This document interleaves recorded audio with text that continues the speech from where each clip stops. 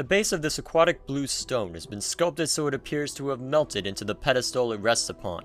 A stream of perfect azure tears drip down the sides, framing the inscription beneath the pedestal. Longing.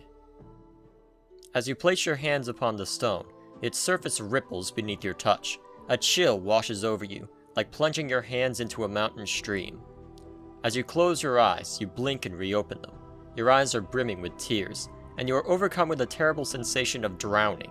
As the sensation rolls through you, there is a stirring in your breast, a hunger, poisonous like a serpent, biting into your heart, until it feels as if your breast will explode. You want desperately to steady yourself, focus, but all that comes to your eyes is tears. You raise your hands to wipe away your tears. Your hands are soft, delicate woman's hands. They brush the stray tears from your cheek, and you cup them into your hands, each of them like jewels shimmering in the lights. The lights are cast by candle globes that drift through your sanctuary. You have come to this place to gather your thoughts, to reflect on the past with an eye toward the future, to cleanse the mind before the coming journey. Yet, you cannot concentrate. Your thoughts remain in the present, trapped there by the terrible feeling that rides in your breast. What did he mean? You close your eyes, but his words echo in your mind. 100, 1,000 times. Will he ever return? That sound is a whisper, an echo. Only you. Only you. Yet you hesitated at the brink of time's door, and he must have thought you afraid to go. But you were not. You were afraid to stay. And the fear. The serpent rides in your breast again, its fangs biting into your heart, filling it to bursting with its poison. The tears come again, running down your cheeks in streams, his words echoing. Only you. Only you. Your eyes snap open. It is his voice. You whirl and you gasp. He stands, powerful, in the shadows, and he strides into the light of the dying candle glows, and you feel the serpent writhing and dying. He returned. His face, stern, but somewhere in those features you could almost see his pleasure at seeing you. After all, he returned for you. Only you can help me, Dayanara. But it was wrong for me to ask for your help. You speak, Dayanara, yet it is you, gray-skinned like a statue, striding from the light. Are you that scarred? Your body looks like it has been bathed in knife blades. The wounds, the tattoos, horrible. Yet you see through Dayanara's eyes, and she sees... How could she see you in such a way? She puts a cloak over your features. She sees you in such a light, such terrible longing. Light. For she... How could she feel such? Okay, try to refocus. Brace yourself. Hold on to this experience. You feel your vision tearing, doubling until you are that man striding from the light. It is you, but not you. You feel yourself being torn. It is Dayanara's experience, but at the same time it is also yours. And you... What? I asked too much of you to accompany me, Dayanara. I have no right to place you in such danger for my sake. It is your words, but they are a surgeon's words, chosen with cold skill, without a trace of emotion. With every word, you feel yourself sneering inside, knowing what the stricken girl will see through her longing, strained eyes. And two, are you that person? That man twisting her with your words, not knowing how powerful they are to her? Like bolts from a ballista, piercing her breasts, yet she sees only relief in your return.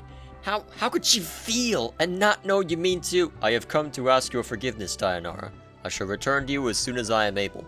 Your vision tears again, doubling and bleeding, until you are facing yourself again, trying desperately to speak, to warn Dayanara that this is not a man, but a creature that kills for his own needs. He doesn't care about you, Dayanara.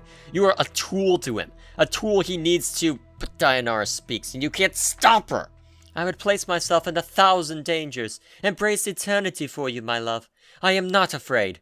Listen to me. I will accompany you, though the plains themselves should bar the way. You feel yourself shattering, relief and satisfaction. His satisfaction at her words, knowing she would say them, always knowing. And her admission of love is like the slamming of a portcullis across your heart. Trapped. She is yours, but you must be certain, so you drive the nail home. The way is dangerous. You will have to be strong. Far stronger than you are now. Swimming through her mind, relief, the wave of relief, the end of longing, yet longing for him more at his words, not noticing his manipulations. All you need to be strong, and his path shall be as one with you. Your thoughts are like fires, for you can be strong, stronger than he knows. You know no fear. You would die for him. I can be strong, my love. I will. Her words slide off of him like water. The serpent in her breast, the one piercing her heart with its poison, has been replaced by this serpent in the flesh. She sees nothing of this, and his next words are planned carefully. So carefully. I can't say if we'll succeed, Dayanara, but I'll do my best to protect you, and I will expect nothing less from you. You may be required to make some sacrifices. At that final, terrible word, you feel yourself being torn apart. He means her harm, for you are her, and he means to hurt her, yet you need her to be harmed, and you want to scream. Scream at her that she is in danger. Run! Run, Dayanara, for his eyes unmake all things, and... Of course, my love. Life is sacrifice. This I have learned. You, she, her... You speak the words, and in it you feel yourself dying inside. You are a spectator, and you have watched a woman die, for the words are a death sentence. Yet still she speaks, unheeding, uncaring. I left a legacy in my father's keeping, my love. Ask for the 6th, the 3rd, the K, and the S. In it I bequeath everything to you. It's not much, but with it I left you, him. A wave of irritation washes over you. You clench your teeth to prevent the irritation from crossing your features. Must she always continue to prattle even when you do not prompt her? Must she? But no. No, keep the irritation inside. Only a trace slips out. Come now, I cannot die, Dayanara. There is no need for such foolishness. She is overcome with fear. Fear that revolts you, and the fear wells up inside him. You as you watch him frown, and you hasten to correct him. He must know the reasons and know the wisdom behind them, so he is impressed with your planning. Speak before he turns away. I know I often act foolishly, my love, but you said yourself that you can forget things if you are badly hurt. There are things in the legacy that could help you remember should you forget yourself. You coldly regard her through your eyes, tracing your gaze along her furrowed brow, wrinkled with worry, desperation.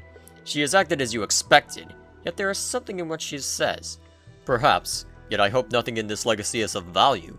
I do not want you to leave anything here in some safe that could be of some use on our journey. Her illusion is shattered, just for a moment. You watch, silent, as the emotion falls to the ground, splintered like silver glass. Of some use. Such a casual statement, yet even Dayanara sees. And you hope, just for a moment, you hope that she sees him for what he is. The serpent! The serpent! And your hope dies, as in Dayanara's eyes. The emotion is rebuilt, the slivers being drawn from the ground, the illusion rebuilt, but the slight sliver of pain remains. He thinks you have done something foolish, yet you did it for him. You must make amends, but how? You must convince him the legacy is unimportant, but it isn't. It isn't. It's everything. The legacy, my love, it just has a few things to help you remember. The scythe of words falls on Dayanara, so quick, so sharp, you cannot follow its arcing path. A legacy? The things you do, Dayanara. Such romantic gestures. No matter. No, Dayanara, you have driven him away again, like you did the night before. You feel the serpent stirring again, reborn, curling around your heart. There is the softest of hisses, yet he does not hear. Would you wish to leave a legacy, my love? For yourself, or for anyone you would want to? It might help you remember if you left something for yourself, or for the ones you loved. The word scythe falls again, terrible and swift. Yet this time the illusion holds, and the serpent is cloaked. The serpent is cunning, and it shall not reveal itself until it strikes. A legacy for myself? Not likely. The things I would leave for myself would not be safe in some advocate's office, Dayanara. But enough of this. I must leave. He's leaving! You must make him remain, and the experience swirls around you. Terrible. The spiraling toward the final scene. The question she wants to ask. Don't ask it, Dayanara! Don't ask it! Be silent! Be silent! My love, before you go, his anger, his irritation. What now, girl? What now, you mewling banshee? Before I go, it looks like I have no danger of that. Come, Dayanara, can't these questions wait for the morn? There is much... She is desperate, drowning. Say it, and you speak it! Do you want me to come with you, my love? The rush of emotion dies in your mind. This is the end. The words you are about to speak are true, but the truth is not the truth she sees. There are no lies, only cold calculations. Of course he wants you to come with him, Dayanara. You understand it clearly. Too clearly. He has invested too much in the poor girl to let her go. Of course, Dayanara. I would not have asked you to come with me if I did not want your company. You know how I feel about you. There is a cold silence in his mind, then a hissing of a thought, a response sharp and deadly like a dagger blade. The lie comes swiftly, unburdened by emotion. I love you, Dayanara. And you want to scream as you feel the lie wash over her like a radiance, but it is a shadow of truth, a serpent's kiss, and he means you harm and she can't see. You want to call out, but she's crying with joy, even as you cry with joy, with frustration, with joy, with despair. The emotion washes over you, like you are drowning, and you need to speak. You long to speak, but you cannot, and you scream as you tear your hands from the stone, bloody tears rushing from your eyes, running in streams down your arms, your hands to coat the stone. Blood, her blood, and you can't warn her, and you can't stop crying. Anna is watching you, terrified. She looks like she wants to step forward, help, but she's paralyzed. Eh? Are you alright? Yes, I just need a moment. Anna is silent, staring at you, hypnotized. Your blood drips upon the floor, each tear splattering into a crimson circle as it strikes the flagstone of the sensorium. What did you see? What did you see in that fiend stone? Longing. Anna frowns, confused, then stares daggers at the sensory stone, as if she's thinking about shattering it. Aye, I'm longing to break the stone, I am, to tear you up, so... No, I just need a moment, Anna. I'll be fine. As much as you want to hurl the memory of the experience from you, you hold it fast, because you know it's important to remember. It was you in that experience. It was Dayanara's experience, but because it was you, your memories flooded you, and you could feel both sides at once. Who were you?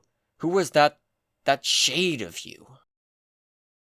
Greetings everyone, I am Dr. J, and that was my feeble attempt at leveraging my narrative voice for attention.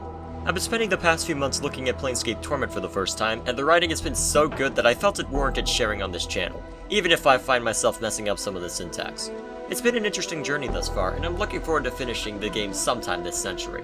Meanwhile, if you have a few hours to spare, you can see how far I've gotten over on my second channel, Dr. J Unscripted. Anyway, thank you for watching despite my incompetence. Please like and share this if you find it deserving, and subscribe to this channel for similar content posted on a not-so-regular basis. Let me know how much I suck in the comments below, and I will see you all later.